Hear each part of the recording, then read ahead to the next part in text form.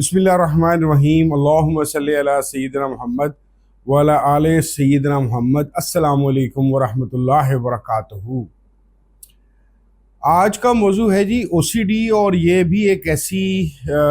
Unfortunate किस्म का नफ्सियाती मसला है कि जो हमारी इर्द गिर्द के लोगों में अक्सरियत में पाया जाता है,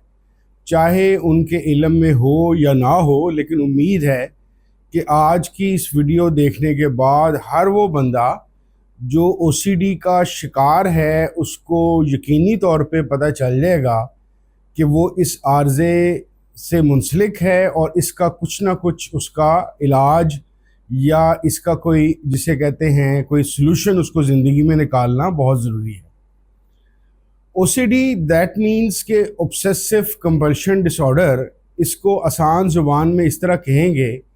कि एक होता है ख्याल, एक होता है आइडिया, एक होती है ख्वाहिश। लेकिन जब कोई ख्वाहिश जहन पे बिल्कुल खौफनाक तरीके से सवार हो जाए और इस तरीके से सवार हो कि हम उसको सोचने की बजाय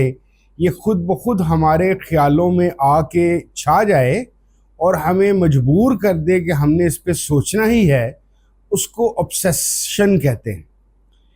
आम ज़ुबान में कहते हैं कि जी फलाना बंदा किसी चीज़ से ऑब्सेस हो गया है। और कंपल्शन एक ऐसी चीज़ को कहते हैं कि जो ख्याल उसके जहन में आ गया है और इस शिद्दत से आया है कि अब वो मजबूर है कि उसका कुछ ना कुछ करे, उस पर अमल करे, या उसको रिमूव या झटकने के लिए उसको कोई ना कोई अमल करना है। इसको कंपल्शन कहते हैं। सादा सी चीज़ में मैं आपको बताने की कोशिश करता हूँ कि जैसे बंदों को ख्वाहिश होती है कि उनकी गाड़ी साफ़ सुथरी हो, ये एक अच्छा और एक आम सा ख्याल है। लेकिन जब उनके जहन में ये बात बहुत रासिख हो जाए कि अगर मिट्टी का एक धब्बा या एक ज़र्रा भी उनको अपनी विंड स्क्रीन पे या कहीं पे नज़र आए और वो परेशान हो जाएं और उनके ख्याल के मुताबिक एक धब्बे या एक ज़र्रे के मुताबिक भी कोई चीज़ उनकी गाड़ी पे नहीं होनी चाहिए, तो हम इसको एक अच्छी आदत की बजाय इसको ऑब्सेशन कहेंगे। और अगर गाड़ी चलते हुए उनको विंड स्क्रीन के ऊपर एक छोटा सा धब्बा या ज़र्रा भी नज़र आया है, तो जब तक वो उसको ख़त्म ना कर लें गाड़ी रोक के या गाड़ी चलते हुए के दर, तो उनको चैन नहीं आएगा, तो उसको कंपल्शन कहेंगे। तो यानी कि वो हर वो आदत या हर वो चीज़ जो आपके ख्याल के अंदर इस तरह आए कि ख़ुद से आपसे उससे जान ना छूटे, जब तक कि आप वो अमल ना कर लें, तो इस चीज़ को ऑब्सेसिव कंपल्शन डिसऑर्डर कहते हैं। ये वाली आदत जो सी है, हम आज उल्टा काम शुरू करेंगे। बजाय इसके कि हम इसको अपनी पर्सनल लाइफ या अपनी प्रोफेशनल लाइफ के मुताबिक डिस्कस करें, सबसे पहले हम रिलीजन और स्पिरिचुअलिटी के हवाले से करेंगे, क्योंकि इस तरीके से ओसीडी को समझना आपके लिए ज़्यादा आसान हो जाएगा। होता कुछ यूँ है कि हमारे जैसे ममालिक, यानी कि पाकिस्तान जो एक मजहबी माशरे का हामिल माशरा है, इसके अंदर पहले ही एक माहौल बना होता है प्रो मज़हब की तरफ कि हर चीज़, हर ख्याल हमारा किसी न किसी तरीके से मजहबी रुझान की तरफ लुथड़ा होता है, यानी कि उसके अंदर वो मौजूद होता है। हमारे इर्द गिर्द हम टीवी देखें, हम लोगों से बात करें, हमारे इर्द गिर्द मसाजिद को हम देखें, खानकाहों को देखें, मज़ारों को देखें, तो हर तरफ एक कल्चरली हमारे पास मज़हब और रूहानियत जो सी है वो रुआं दवां है और उसके मुताबिक हमारा थॉट प्रोसेस चलता रहता है। इसी वजह से ओसीडी की पहली जो सी ज़रब पड़ती है वो मजहबी रुझान या सूफियाना रुझान वाले बंदों को इस तरीके से पड़ती है कि उनके अंदर जो चीज़, क्योंकि हमारे मुल्क में मजहबियत का जो सा दौर दौरा है, उसके अंदर मज़हब एक ऐसा तरीक़ाकार जिससे इंसान अपने आप को इम्प्रूव करे या मुआशरे का बेहतर एक फ़र्द बन सके, इसकी बजाय हमारा मज़हब का स्ट्रक्चर जो सा है गुनाह और सवाब या जहन्नुम से बचना और जन्नत में जाने के ऊपर खड़ा है। यानी कि हमारा मज़हब से जो तारुफ है वो लालच और खौफ की वजह से है। लालच इस वजह से कि अगर हम मजहबी होंगे तो हमें जन्नत मिलेगी, और दुनिया के अंदर चाहे हम सदका करें, चाहे ज़कात करें, चाहे क़िरात करें, तो 10 गुना ज़्यादा मिलेगा। नमाज पढ़ने वाले बंदे की इज़्ज़त ज़्यादा होती है, लोग उसकी बात को बेहतर समझते हैं। जिसकी दाढ़ी या बहुत बड़ी दाढ़ी हो और उसकी उसकी माशरे में एक और तरह की इज़्ज़त होती है, उसके पास लोग आते जाते हैं। तो पूरा एक माहौल जो सा है हमारे यहाँ पे मजहबियत का है। इसी वजह से इसका उल्ट जब ओसीडी जिसको होता है तो उसके जहन में जो सबसे पहली बात आती है वो ये आती है कि मजहबी हवाले से किसी तरीके से उससे कोई गुस्ताखी ना हो जाए या कोई ऐसी गलती ना हो जाए जिसकी वजह से उसका खुदा के साथ ताल्लुक़ ख़राब हो, मज़हब में उसकी गड़बड़ हो जाए और उसकी वजह से वो दुनिया में भी सज़ा पाए और आखिरत में भी सज़ा पाए। ये चीज़ जब इस हद तक जाए, यानी कि एक तो नॉर्मल है कि आप गुनाहों से बचना चाहें, आप अच्छी अपनी तरवीज चाहें, लेकिन अगर आपके जहन में ये बात रासिख हो जाए कि मैंने फ़लाँ चीज़ सोची, फ़लाँ चीज़ की, तो मैं गुनाहगार हो जाऊंगा, मेरे पे अज़ाब आ जाएगा, मैं दुनिया के बाद भी जहन्नुम में जाऊंगा। जब ये ख्याल ऑब्सेशन की सूरत हाल अख्तियार कर ले तो ऐसी सूरत के अंदर इंसान मुख्तलिफ़ तरीके से अपने आप को मजहबी तौर पे बेहतर करने की कोशिश करता है, और वो नॉर्मेलिटी से नहीं होता बल्कि अब नॉर्मल हद तक वो पीरों फ़कीरों के पास जाना, आमलीन के पास जाना, ऐसे उलमा के पास जाना जिनका अपना दीन का इल्म पूरा नहीं है, उनसे ऐसे वज़ाइफ लेने, ऐसी चीज़ें लेनी जिसकी वजह से वो खुदा न खास्ता किसी गुनाह या किसी गलती का शिकार ना हो। इस सिलसिले में मैं आपको अपना एक तजर्बा के साथ शेयर करता हूँ कि कराची से एक दफ़ा, ज़ाहिर है मैं नाम नहीं लूँगा आइडेंटिटी ताकि उसकी ओपन ना हो, एक 22-23 साल का बच्चा, उसकी वालदा ने मेरे से रब्ता किया उसके ओसीडी के मसले की वजह से। अच्छी बात यह थी कि उसका ओसीडी रिलीजियस था, मीन्स कि उनको पता था कि इस बच्चे को रिलीजियस ओसीडी हुआ है, यानी कि मजहबी तौर पे उसके ख्यालात उसके जहन में इस किस्म के आते हैं कि जिसकी वजह से ये परेशान होता है। बदकिस्मती से उस बच्चे का एक और मसला ये था कि वो बॉर्न ब्लाइंड था, यानी कि वो देख नहीं सकता था, लेकिन माँ बाप वेल ऑफ थे, वो पढ़ा लिखा भी था, अच्छे तरीके से चीज़ों को जानता भी था, लेकिन तकरीबन 1 साल के अरसे से वो रिलीजियस ओसीडी का शिकार था। और उसके साथ होता ये था कि अल्लाह करीम और मुक़द्दस हस्तियों के मुतल्लिक उसके जहन में गंदे ख्याल आते थे, और उसकी वजह से कभी वो मुख्तलिफ़ तरह के वजीफ़े बार बार पढ़ना शुरू कर देता, कभी रातों को उठ के चीखना चलाना शुरू कर देता, कभी बार बार वज़ू करना शुरू हो जाता, कभी नमाज के नमाज पे खड़ा होता तो कई कई घंटे नफल ही पढ़ता रहता या नमाजें ही पढ़ता रहता। यानी कि वो किसी तरीके से अपने जहन में आने वाले वो जो गंदे या अजीबोगरीब ख्यालात थे मजहबी शख्सियात के मुतल्लिक, उनको मिटाने या हटाने की कोशिश करता। इस तरह के केसेस की मिसाल मैंने आपको इसलिए दी है ताकि आप ये जान सकें कि बहुत सारे लोग असल में मजहबी रूहानी होते नहीं हैं। ज़रूरी नहीं है कि किसी बंदे के हाथ में आप हर वक्त तस्बीह देखें जो हर वक्त वो पढ़ता रहे, या नमाजें ही पढ़ता रहे, या मस्जिद से ही बाहर ना निकले, तो ज़रूरी नहीं है कि वो मजहबी या सूफ़ी हो गया है। बहुत मुमकिन है कि किसी जहनी या नफ्सियाती मसले की वजह से वो मस्जिद में रहने की वजह से उस जगह को ज़्यादा पाक साफ महसूस करता है, या किसी खानका पे या किसी मज़ार पे बार बार जाके ये महसूस करता है कि यहाँ पे मुझे वो ख्यालात नहीं आएंगे, मैं उन गंदे ख्यालात से बच पाऊँगा,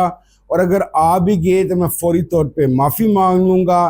तस्बीह बार बार पढ़ने की वजह से मेरी माफ़ी का अमल चलता रहेगा। तो ऐसे बंदे जो से ओसीडी रिलीजियस का शिकार हो जाते हैं, वो बदकिस्मती से बहुत ज़्यादा क्रिटिकल हालत में होते हैं। इसी तरीके से ओसीडी के अंदर हम अपनी पर्सनल लाइफ में देखें तो आपका ख़ास तौर पे जो खतून खाना है, यानी कि आम घर की औरत, खुदा ना खास्ता अगर वो ओसीडी का शिकार हो जाए तो अपने लिए और अपने इर्द गिर्द के लोगों के लिए, यानी कि उसके बीवी बच्चों सास ससुर के लिए वो एक बहुत बड़ा मसला बन जाती है। वो यूं कि किसी को अगर ओसीडी सफाई के हवाले से हो गया है, जिस तरह मैंने गाड़ी की मिसाल दी, उसके जहन में ये बात बैठ गई है कि फलाना कोना साफ नहीं हुआ, तो वो उसको बार बार अपनी तसल्ली के लिए साफ करेगी। हालांकि ये करते हुए वो थक भी जाएगी, खुद भी तंग आएगी, लेकिन क्योंकि उसका दिमाग उसके कंट्रोल में नहीं है,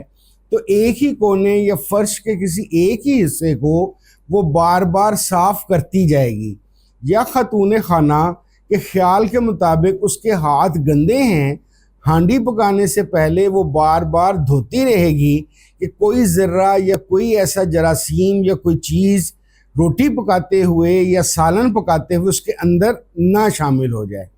इसी तरीके से बहुत सारे लोगों को मुख्तलिफ तरह के ऑब्सेशंस हो जाते हैं। वो सफाई का भी हो सकता है, जिस तरह मैंने रिलीजन का बताया वो भी हो सकता है। मैंने मिसाल दी आपको कि खातून हांडी पकाने से पहले हाथ धो रही है। इसी तरीके से बहुत सारे लोगों के जहन में ये बात बैठ जाती है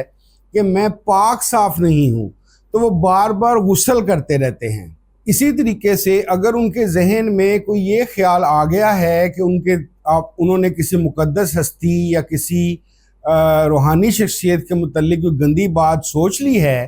तो वो अपने सर को झटके देने शुरू हो जाते हैं कि ये ख्याल मेरे जहन से निकले, या वो वज़ू बार बार करना शुरू हो जाएंगे और बार बार माफ़ी के नफल पढ़ना शुरू हो जाएंगे, ताकि उनको किसी तरीके से या इस ख्याल से छुटकारा मिल जाए या उनको माफ़ी मिल जाए।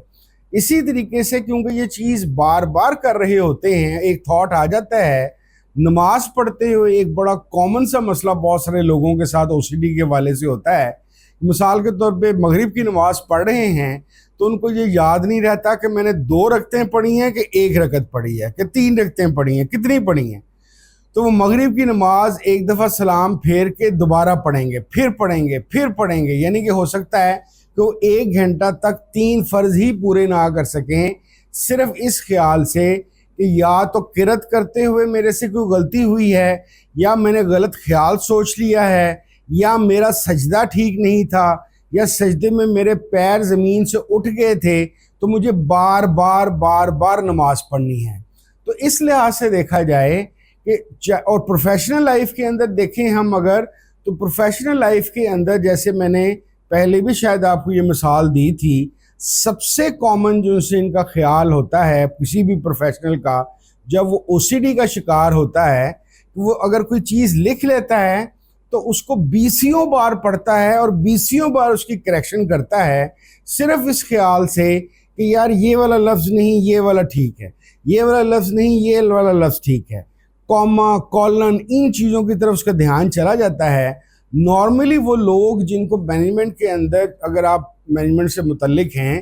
तो बाज़ लोग होते हैं जिनको माइक्रो मैनेजमेंट की एक ज़रूरत या ख्वाहिश होती है। ये माइक्रो मैनेजमेंट वाले जो उनसे लोग हैं, बेसिकली या तो वो मौजूदा तौर पे ओसीडी का शिकार होते हैं, या इवेंचुअली उन्होंने ओसीडी का शिकार होना होता है, क्योंकि माइक्रो मैनेजमेंट वो करते ही इस वजह से हैं कि उनको किसी और पे ट्रस्ट होता ही नहीं है। वो हर चीज़ अपने हाथ से करना चाहते हैं, और ना सिर्फ कि उनको किसी और पे ट्रस्ट नहीं होता, उनको अपने ऊपर भी ट्रस्ट नहीं होता। वो एक चीज़ को बार बार करके अपने तौर पे उसको रिफाइन नहीं सही करने की कोशिश कर रहे होते हैं।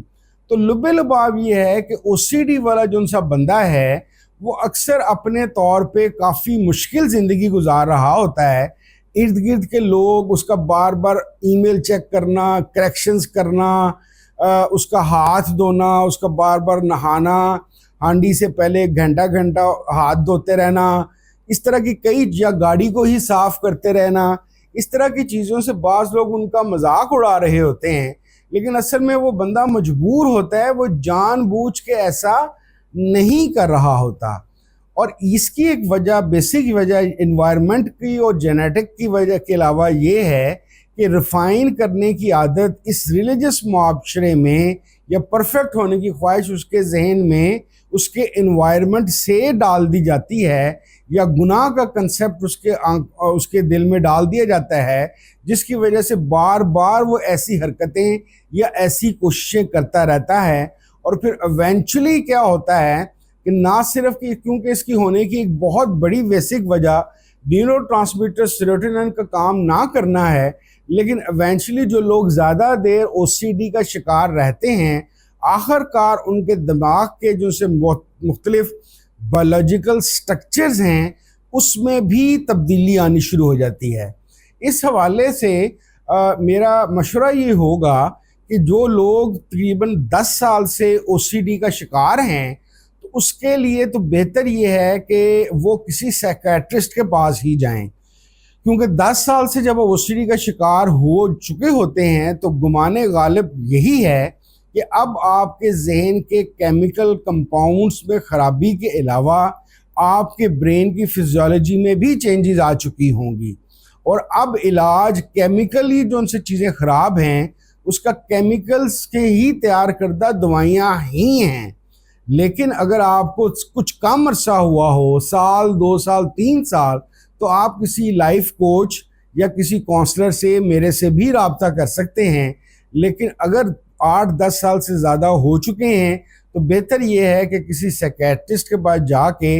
इससे जान छुड़ा लें, वरना ओसीडी कोई 1-2 चीज़ों से शुरू होगी और आहिस्ता आहिस्ता आपकी पूरी की पूरी पर्सनैलिटी को अपने शिकंजे में ले लेगी, और आपकी पर्सनल लाइफ, प्रोफेशनल लाइफ और स्पिरिचुअल लाइफ तीनों का सत्यानाश फिर जाएगा। उम्मीद है कि अगर आप में से किसी को ये मसला पेश है या उसका आप शिकार हैं, तो ज़रूर संजीदगी से इस पे गौर करके इंशाअल्लाह ताला अल्लाह ताला की रहमत से आप इससे छुटकारा पाने की कोशिश ज़रूर करेंगे। बहुत शुक्रिया। अस्सलामु अलैकुम व रहमतुल्लाहि व बरकातुहू।